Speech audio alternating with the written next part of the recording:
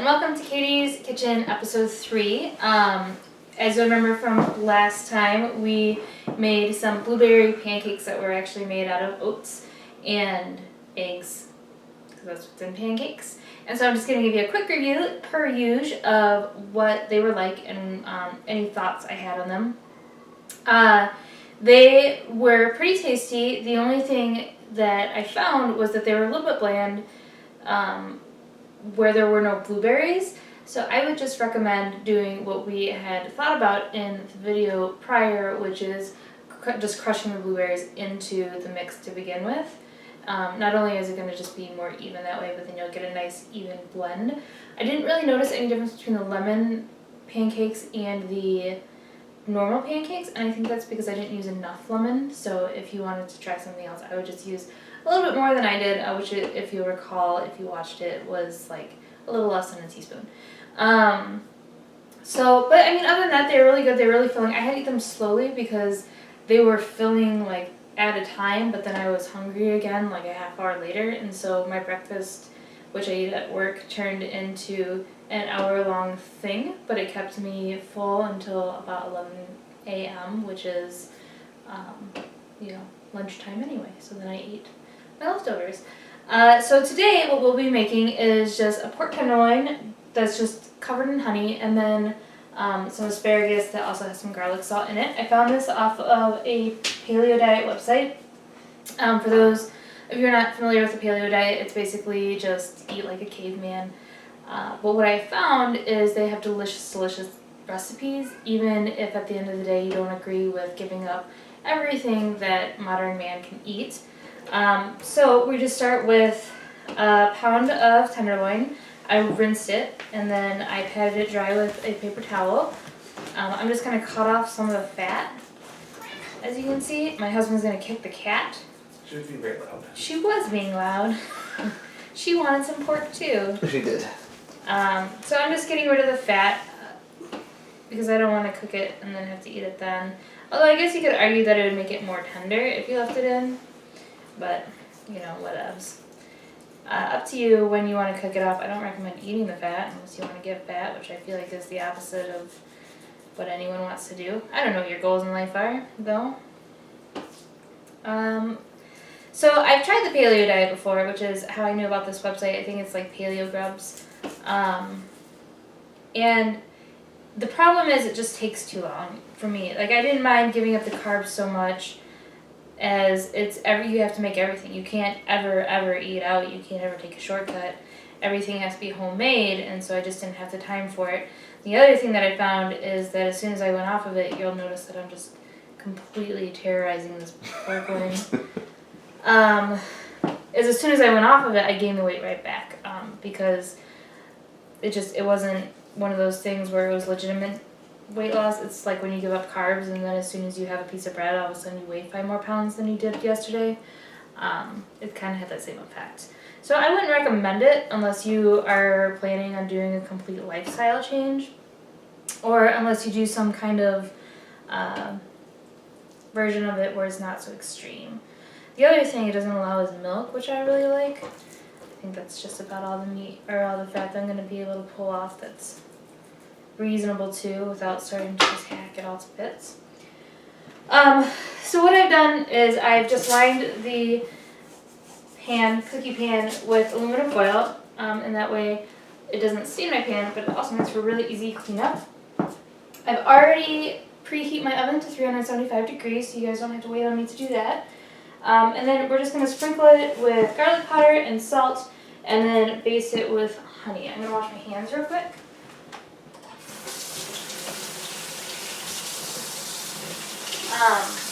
I always hate meat and washing hands.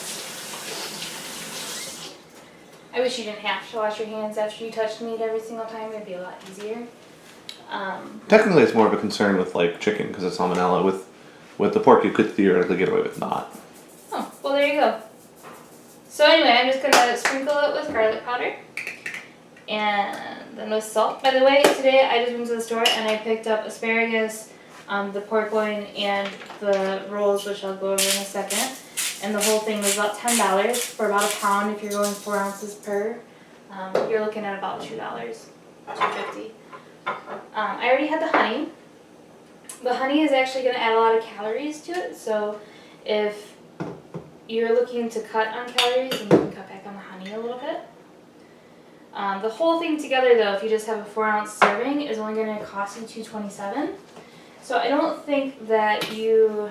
227 calories? 227 calories. For dinner? For an entire dinner? No, not for the entire, for just the pork. Ah. For just the pork part. So I don't think that you're going to cost yourself a lot if you just use all the honey that it recommends. Unless you really want a lot of the meat, and in which case, you know, it's kind of a thing. The whole meal together, so this, like I mentioned, is $2.27. We're going to make it with asparagus. I'm not going to use any actual olive oil with the asparagus. I'm just going to use Pam. Because Pam, I think, is a great substitute for olive oil, especially since it's olive oil Pam anyway. And it gets the job done, and you use a lot less of it. So it's just another way to save on calories. But the rolls are 140 calories each. This is $2.27. And then however much asparagus you want, like I said, it's only like 3 calories per stock. So what's that? 227 plus 140 is 360. So you're looking at about a 400 calorie meal, which is really good, really right where you want to be. That's like not even enough for a guy's dinner. Yeah, so for a guy's dinner, you could have dessert, you could, you know, double this, and then you'd be at 600 calories, which is more reasonable. Which is more reasonable. So all I did was baste it. I'm going to put this over here because I know I'm going to need it. And then I'm just going to stick it in the oven. Now it says to bake in the oven for 15 minutes. Then lower the oven rack and turn the broiler on. So I'm just going to take note of my time. You can also set a timer. Aluminum foil already in there. The great thing about aluminum foil, by the way, is when you pull it out of the oven, it's actually fairly cool. So you don't have to worry about burning yourself a lot. So you can also set a timer, which I'm actually going to do in this case, or look at the clock, depending on what you like to do.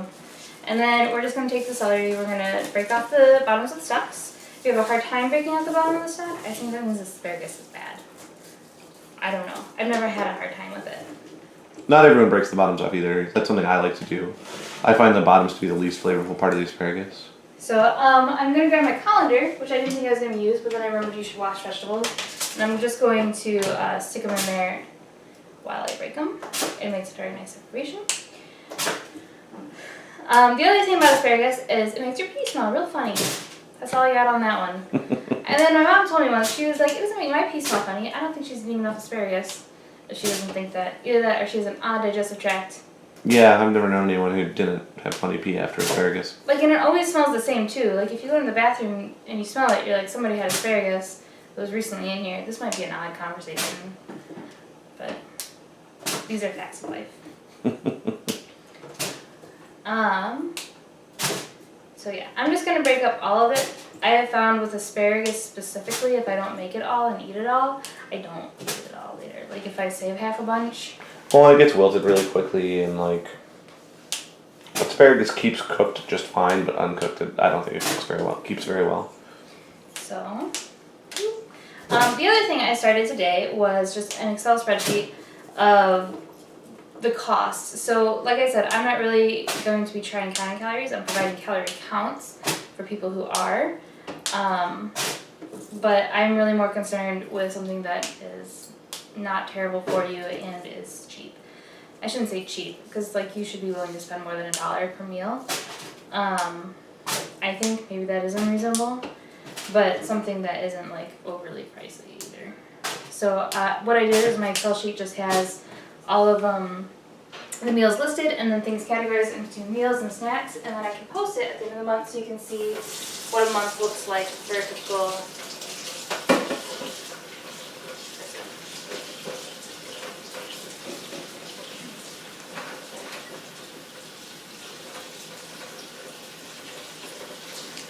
This is a very exciting television watching you, by the way. I know, right? Well, you gotta watch it. I don't know what to tell you. Some parts of cooking are just boring. This is one of them. So anyway, after you've rinsed it, you're just gonna lay it flat on your cookie sheet. I think that if you do it too much in a bulk, like you don't give them each their own little spot, like little soldiers, then it won't cook properly. I don't know. I've never tried it. I don't recommend it, I guess, just because this works really well and a whole bunch just fits right onto one cookie sheet pretty easily. If you get thicker asparagus, and it kind of just depends on what the store is carrying that day. Well, usually the bunches are overall about the same size. You just get less of the thicker asparagus, generally speaking. Right. The other thing that goes really well if you're looking for alternative, you're like, I just don't like asparagus. Green beans go really well with pork. Corn goes really well with pork, but a lot of people are against corn because they say that that's not actually vegetable. I think that's kind of malarkey. I think corn gets a bad rap, but you know, whatever. So anyway, what the recipe actually recommended when I looked it up online was to take a tablespoon of oil and mix it with salt and then coat it and get your hands all messy.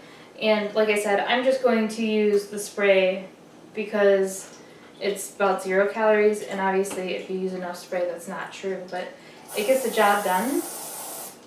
And it's not normal Pam. It's all. I think you mentioned this before. It's olive oil. It's Pam. olive oil Pam, and I guess it's not even Pam. It's Crisco, but you know, whichever brand you like. And then you just put the salt on, and then we're gonna do the same thing with the asparagus that we did with the pork. We're just gonna stick it in the oven. If you wanted to, you could add the garlic powder, by the way, or just some garlic, and that's really tasty as well. Any kind of seasoning, really. And then I'm gonna stick it in there. And that'll get ready about the same time. Then the other thing I'm going to show you right before we leave, because after that all we're going to do is be waiting on the oven. So it's going to be a really short video today. Everyone's excited, yay! But one of the things that I really like to do when I make rolls is to make my own little roll pan, because then I don't have to do dishes, and I don't really like to do dishes. So all you do is you get some aluminum foil, you fold the sides, like so, and then you just, you know, make a little pan, tilt them up.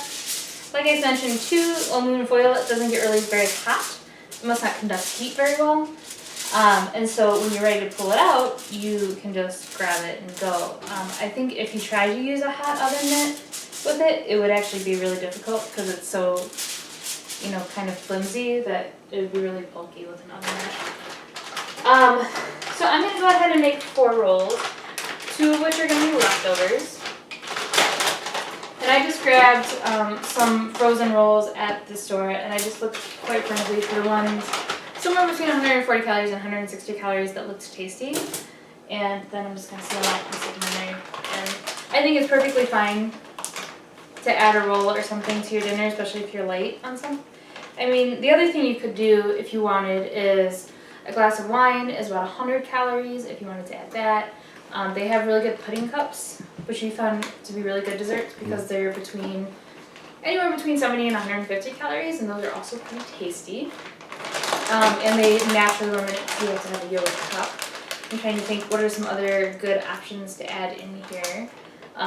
The ones that I mentioned are obviously unhealthy options, but they're delicious, especially if you're craving sugar or you just like wine and you want to drink that. For my declaration yesterday, we're making sure that we limit pop and alcohol. Today I did not have a soda. I have a headache. It sucks. That'll happen for about 2 weeks. I'll let you know when it's over. And then the only thing that you have to struggle with is the habitual withdrawals, you know, where you have a habit of it. But the first 2 weeks, and specifically the first week, is going to be actual physical withdrawals. So I'll be super cranky. Everyone will enjoy that. Especially me. Especially Jeremy. But that's it for today. So like I said, I'm just going to throw this in the oven when these are getting close. At 15 minutes, I'm going to drop it down and then turn it to a broil to get it cooked the rest of the way. The other thing, if you want, is I think pork cooks to 160. If you have a meat thermometer, just jab it in there and then you don't have to worry so much about times, because those are really recommendations depending on how your oven cooks. Other than that, enjoy!